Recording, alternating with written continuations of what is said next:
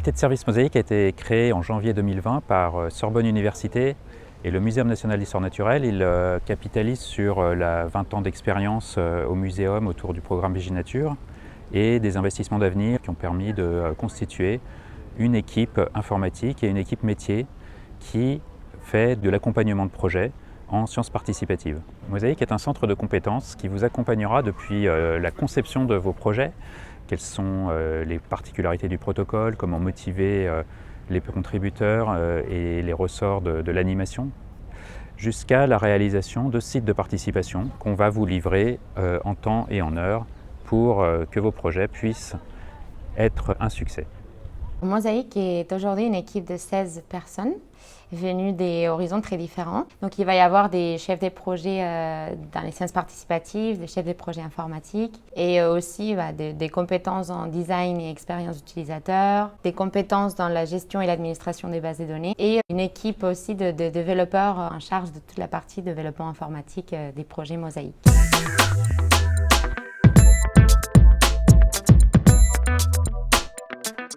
Les sciences participatives sont le moyen à la fois de faire remonter des données précises et en même temps de recueillir le savoir propre des citoyens. L'Institut pour la recherche a choisi d'établir un partenariat avec le Muséum sur les sciences participatives parce que c'est le moyen d'établir des relations différentes entre les collectivités locales et les citoyens. À Libourne, nous développons un projet de tram noire, c'est-à-dire une baisse de l'éclairage pendant la nuit. Il y a un double enjeu. L'enjeu, c'est celui de la biodiversité. Un faible éclairage est favorable aux animaux. Et puis, il y a un autre enjeu qui est celui de la perception par les citoyens d'une ville sombre. Les sciences participatives nous permettent d'avoir une appréciation, une compréhension, une participation des citoyens qui vont dans le sens d'une démocratie participative.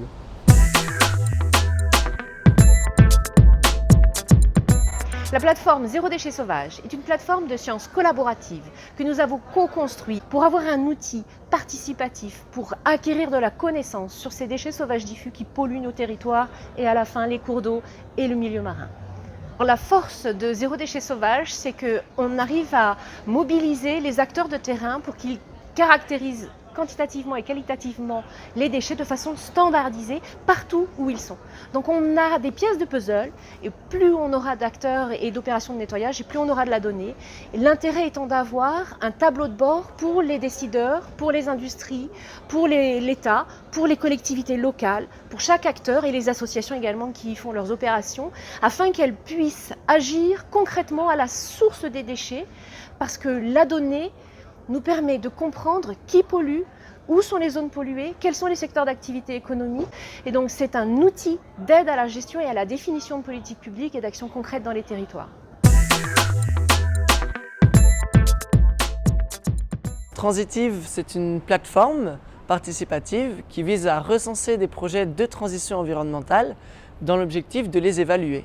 La plateforme Transitive, elle aide au développement de l'intelligence collective parce qu'elle met en lien des étudiants et des enseignants-chercheurs de l'Alliance Sorbonne Université. Ça va permettre de mobiliser différentes disciplines scientifiques et c'est cette diversité de disciplines qui va permettre un regard plus objectif sur les projets évalués.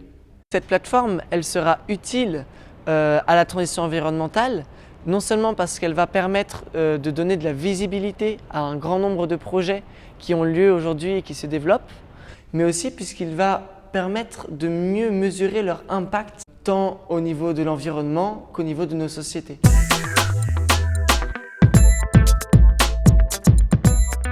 Alors le SPIPOL, c'est le suivi photographique des insectes pollinisateurs.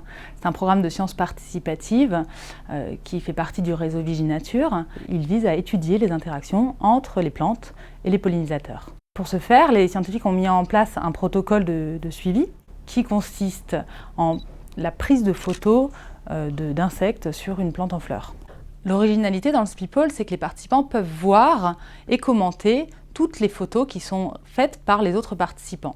Et ça a constitué un vrai sentiment d'appartenance à une communauté, puisque les participants se sont mis à interagir les uns avec les autres, à se connaître à travers la plateforme de participation.